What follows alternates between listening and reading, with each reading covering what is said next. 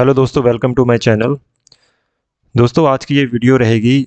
मैंने एक challenge accept किया है, hard trading challenge for 28 days till 31 दिसंबर, जैसे कि आपको इसमें दिख रहा है।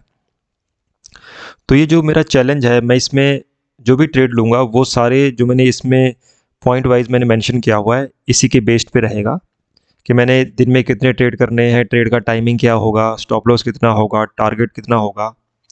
तो मैं आपको इसको, जो ये चैलेंज है, इसका मैं आपको ब्रीफ में बताता हूँ कि इस 28 दिन में मैं क्या क्या करने वाला हूँ। तो चलिए शुरू करते हैं दोस्तों। हमारा चैलेंज है total trades per day not to exceed 2। जो पहला, जो ये मोस्ट इंपॉर्टेंट चीज़ है कि हमें दिन में ट्रेडिंग आवर्स के दौरान सिर्फ 2 ही ट्रेड लेने हैं। तो ये पहला हो गया, हमें सिर्फ 2 ट्रेड लेने हैं बैंक निफ्टी में, चाहे लॉस हो या प्रॉफिट हो, कुछ भी हो, हमें अपना टर्मिनल क्लोज कर देना है।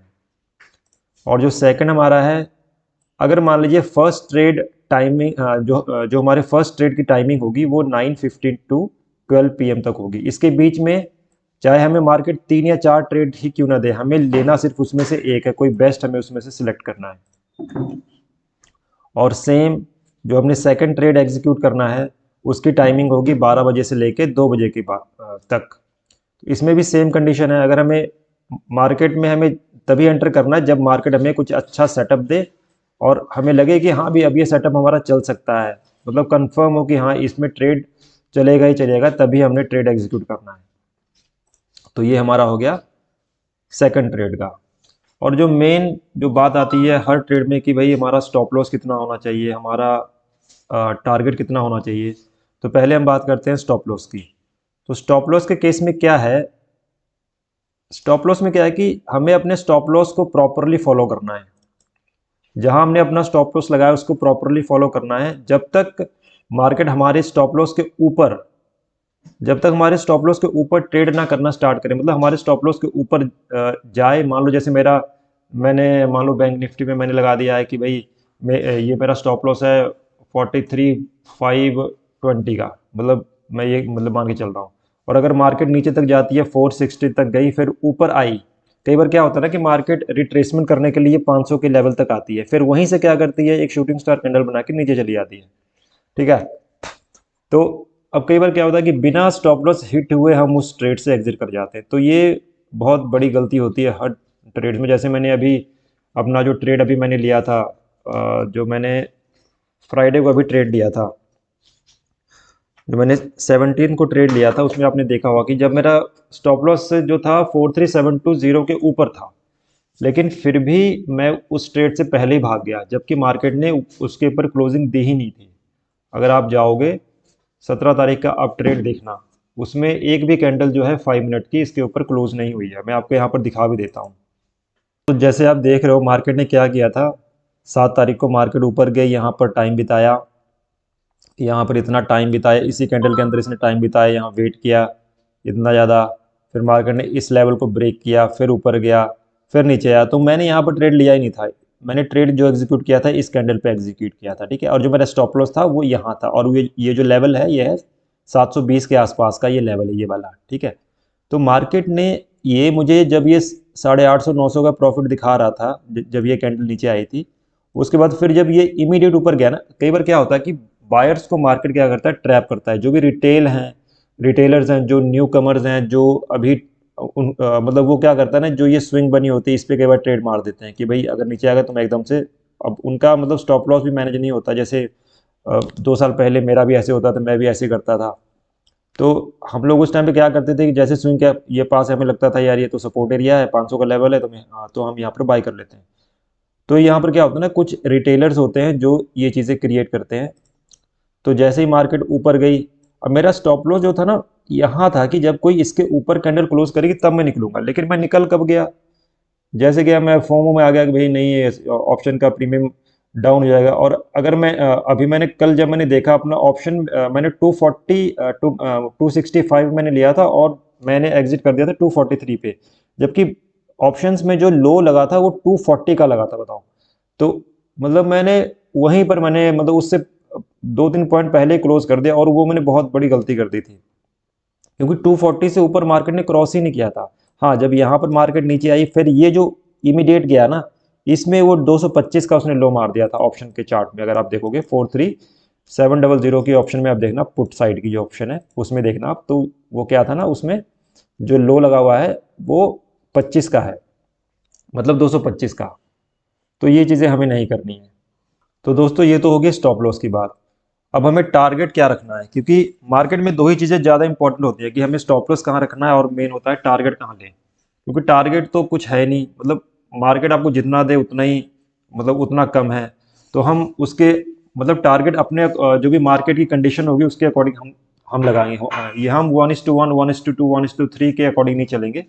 जो मार्केट जो बहुत सारे ट्रेडर करते हैं कि हमें मतलब 1:2 लेना है, 1:3 लेना है, मैं उस पे नहीं खेलता हूँ। मैं मार्केट में ट्रेड करता हूँ लेवल्स के अकॉर्डिंग।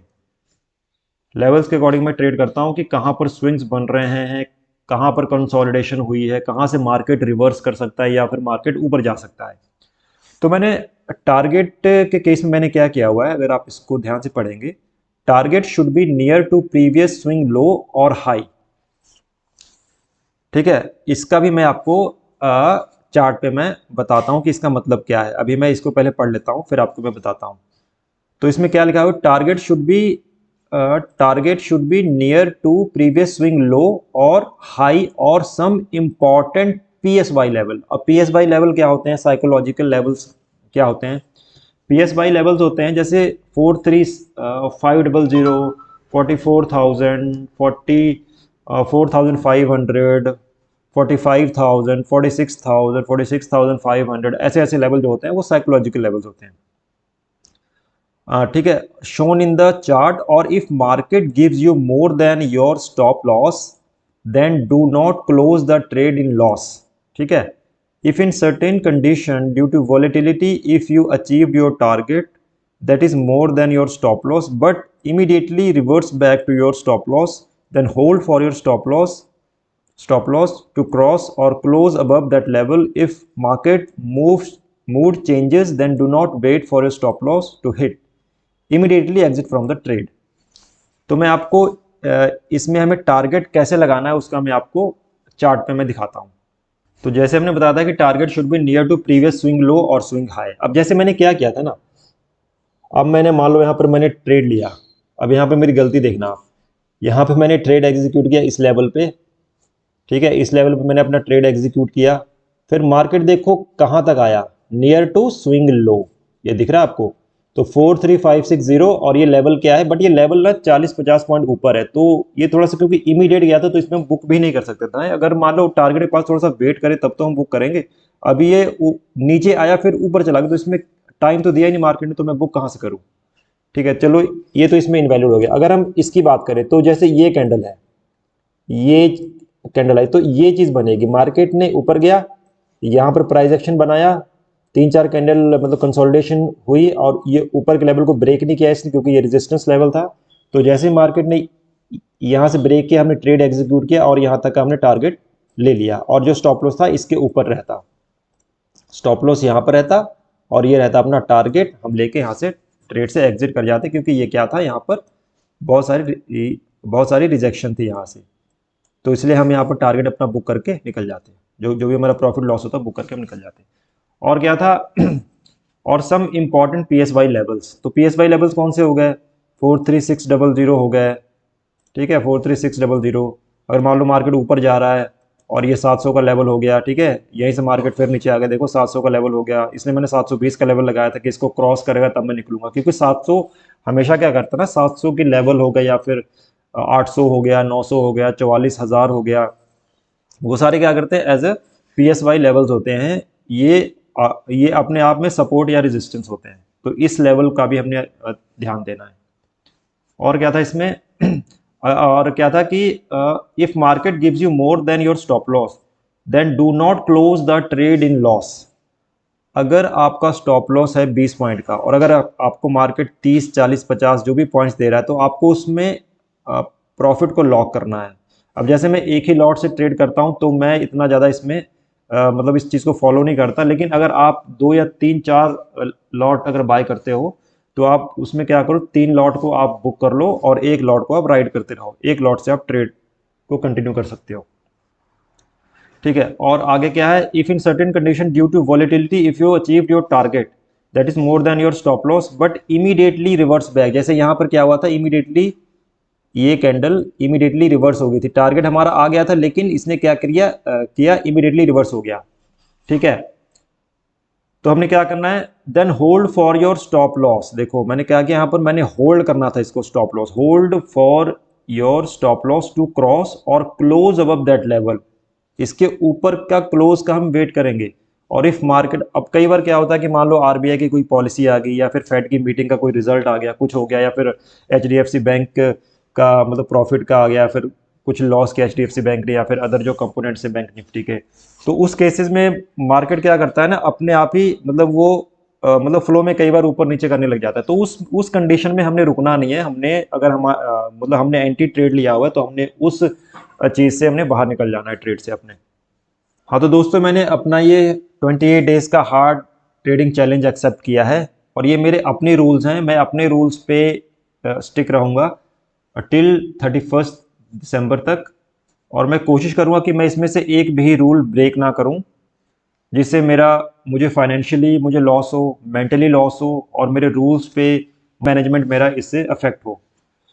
तो मैं जो भी मैंने ये रूल्स बनाए, ये मैंने खुद के लिए बनाए, खुद को बेहतर करने के लिए बनाए हैं। तो मैं आशा करता हूँ कि आप भी ऐसा ही कोई रूल अपने ट्रेडिंग प्लान में इंक्लूड कीजिए जिससे आपका ट्रेड अच्छा हो, अच्छा चले।